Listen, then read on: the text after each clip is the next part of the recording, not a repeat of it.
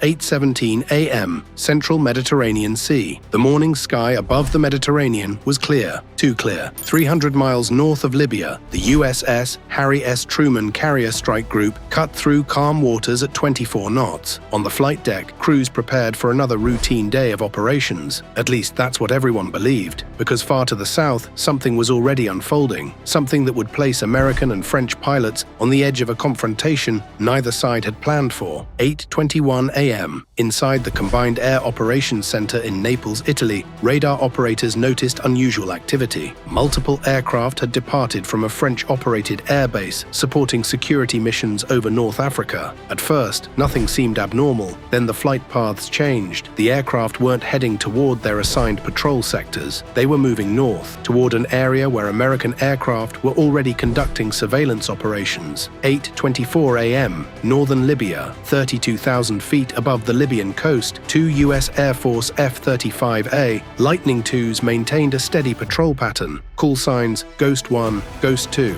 Their mission was straightforward: monitor suspected weapons smuggling routes moving across the region. Nothing more, nothing less. Inside Ghost 1's cockpit, Captain Michael Reyes reviewed sensor data streaming across his display. Everything appeared normal, until a warning symbol flashed. 8:26 a.m. Ghost 1 to control. A brief pause. We've got 4 new contacts approaching from the west. The operations center immediately acknowledged. Copy. Ghost 1. Identify. Reyes zoomed in. The aircraft were flying fast, very fast, and they were maintaining a tactical formation. Seconds later, identification algorithms completed their analysis. The answer appeared on screen. Rafale F-4, French Air Force. 8:28 a.m. The atmosphere changed instantly. French aircraft weren't expected in that corridor. Not today, not without coordination. Inside the operations center, analysts exchanged confused looks. One officer leaned toward the radar display. Did Paris notify anyone about this mission? Another shook his head. Nothing on today's schedule. 8:31 a.m. The distance between both formations continued to shrink. 80 miles, 70, 60. Neither side altered course. Neither side transmitted intentions. The silence itself became concerning. 8:34 a.m. Inside the lead Rafale, Colonel Adrien Marchand monitored the American aircraft through his sensor suite. The F-35s appeared as faint digital tracks, stealthy, difficult to detect, but not invisible. Contact confirmed, he reported. His wingman replied, American fighters maintaining patrol. Marchand nodded, then issued a simple order: continue mission. 8:38 a.m. Back inside Ghost 1, another warning appeared. The Rafales had activated advanced tracking radar. Not a weapons lock, but close, very close. Captain Reyes immediately reported the development. Control, French aircraft are painting us. The response came seconds later. Maintain course, no aggressive actions. Easy to say, much harder to do. 8:41 a.m. The two formations finally entered visual range. American stealth fighters, French multi-role fighters, both among the most advanced aircraft in the world. For several moments, neither side moved. They simply watched each other, studied each other, measured each other. 8:44 a.m. Then something unexpected happened. One of the Rafales broke formation, not dramatically, not aggressively, just enough to trigger concern. Its nose turned toward Ghost 1. Its radar power increased. Inside the F-35 cockpit, alarms sounded immediately, a warning every fighter pilot understood. Ghost 1 to control. His voice remained calm, but only barely. French aircraft maneuvering. The operations center went silent, every eye locked onto the display. 8:46 a.m. Within minutes, senior commanders were notified. The situation had moved beyond routine air operations. Nobody believed a fight was coming, but everyone recognized the danger. Military history was full of incidents that started exactly like this: a misunderstanding, a maneuver, one bad decision, then catastrophe. 8:50 a.m. The first escalation order arrived. 2 additional F-35s operating from Sicily were redirected toward the area. Call signs Ghost 3, Ghost 4. Estimated arrival 14 minutes. 8:54 a.m. Above Libya, tension continued building. The Rafales maintained their position. The Americans maintained theirs. Neither side wanted to back down. Neither side wanted to appear weak, and every minute increased the risk. 8:57 a.m. Then came the moment that changed everything. Inside Ghost 2's cockpit, Lieutenant Sarah Mitchell noticed an unusual spike in electronic emissions. For a second, she thought it was interference. Then the system confirmed it. A French electronic warfare pod had become active. Her stomach tightened. Ghost 2 to control. A pause. Then, we're receiving active electronic emissions. The room in Naples erupted. Electronic warfare changed the equation. This was no longer a simple intercept. This was becoming a contest of sensors, networks, and information dominance. 9:01 a.m. As reports flowed upward, the situation reached another level. Inside U.S. European Command headquarters, intelligence officers began reviewing satellite feeds. Additional French aircraft were being prepared hundreds of miles away. Nobody knew why. Nobody understood the objective, but commanders hated uncertainty, and uncertainty was growing by the minute. 9:07 a.m. The 4 Rafales suddenly adjusted formation. At the same time, perfectly synchronized, American pilots immediately noticed. Every movement appeared deliberate, calculated, sending a message. Captain Reyes watched the display carefully. Then his radar warning receiver flashed again, this time stronger, longer, more direct. Control. His voice slowed. French aircraft are tracking us again. 9:10 a.m. Across Europe, military communication networks lit up. Washington, Naples, Ramstein, the Pentagon. Everyone wanted answers. Nobody had them. And then another development appeared, one that changed the entire situation. A U.S. reconnaissance satellite detected unusual activity at a French airbase near Corsica. Additional Rafales were preparing for launch. Support aircraft were moving. Tankers were fueling. Something bigger was happening. 9:14 a.m.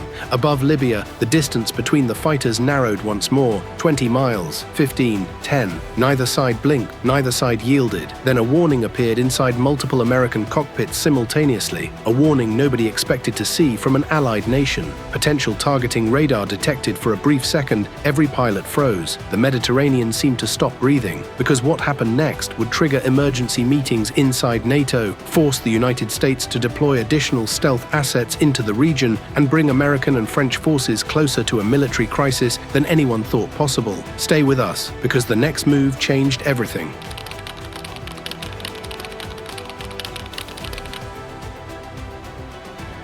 9:15 a.m. Northern Libya. The warning flashed across every American cockpit. Potential targeting radar detected. For a moment, nobody spoke. Inside Ghost 1, Captain Michael Reyes stared at the display. His training told him not to panic. His instincts told him something had changed. Control, this is Ghost 1. A brief pause. We're receiving intermittent targeting indications from French aircraft. The response came instantly. Copy. Maintain discipline. Do not engage. Easy words. Difficult situation. Because at 32,000 feet, 2 Allied air forces were now operating closer to confrontation than anyone had expected. 9:18 a.m. Inside NATO headquarters in Brussels, emergency communication channels opened. French military representatives were contacted. American commanders demanded clarification, radar logs, flight plans, mission objectives. The answer from Paris was brief. Our aircraft are conducting authorized operations, but the Americans weren't satisfied. Not anymore. 9:21 a.m. Over the Mediterranean, the first reinforcements arrived. Ghost 3, Ghost 4, 2 additional F-35s from Sicily. The balance of power shifted immediately. 4 F-35s, 4 Rafales. The skies above Libya had become a chessboard, and every move mattered. 9:25 a.m. Inside one of the French Rafales, Colonel Adrien Marchand monitored the new arrivals. American stealth fighters were now approaching from multiple vectors, a classic containment maneuver. His wingman spoke first. Additional F-35s detected. Marchand nodded, expected, but then he noticed something else. A radar return far to the north, large, slow, high altitude, not a fighter, not a tanker, something more important. 9:28 a.m. The aircraft was identified moments later, a U.S. Air Force E-3 Sentry AWACS. The Flying Command Center immediately began coordinating American aircraft, sharing radar tracks, electronic intelligence, target identification.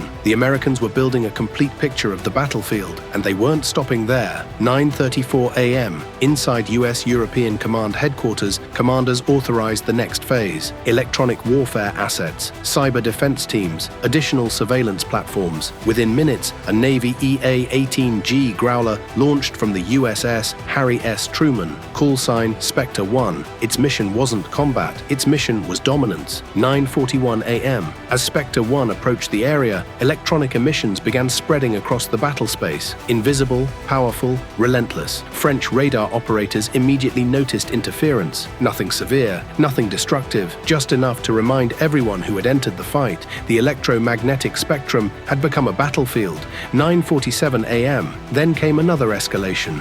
A U.S. reconnaissance satellite detected multiple aircraft launching from Corsica, not fighters, support assets, tankers, electronic warfare aircraft, command and control platforms. The French were reinforcing their operation. Washington took notice. 9:52 a.m. Inside the Pentagon, senior defense officials entered a secure briefing room. Large displays showed the Mediterranean, aircraft tracks, communication networks, satellite imagery. One analyst summarized the situation. Both sides continue increasing force presence. A second analyst added, no indication of hostile intent, but risk of miscalculation is rising rapidly. Nobody disagreed. 10:01 a.m. Above Libya, the tension reached its highest point. One of the Rafales shifted position, not dramatically, but enough to trigger alarms aboard Ghost 2. Radar spike. Lieutenant Sarah Mitchell immediately checked her displays. For less than 3 seconds, a fire control radar signature appeared, then disappeared. The silence that followed felt endless. 10:02 a.m. Inside NATO command centers across Europe, officers watched the incident unfold in real time. Every second was recorded, every signal analyzed, every maneuver scrutinized, because if either side misunderstood what had just happened, the consequences could be catastrophic. 10:07 a.m. American commanders made their decision.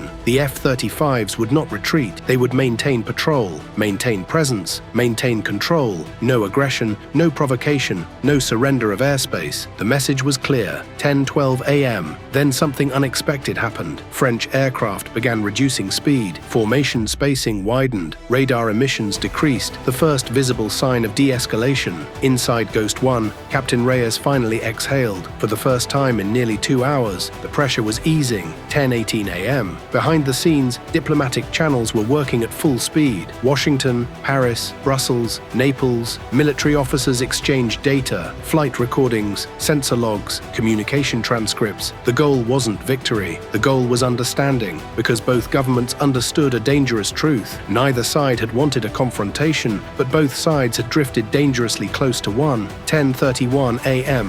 One by one, aircraft began leaving the area. French Rafales turned west. American F-35s resumed patrol routes. Support aircraft returned to their assigned sectors. The crisis was ending, but the lessons were only beginning. 11:12 a.m. Aftermath classified assessments quickly followed.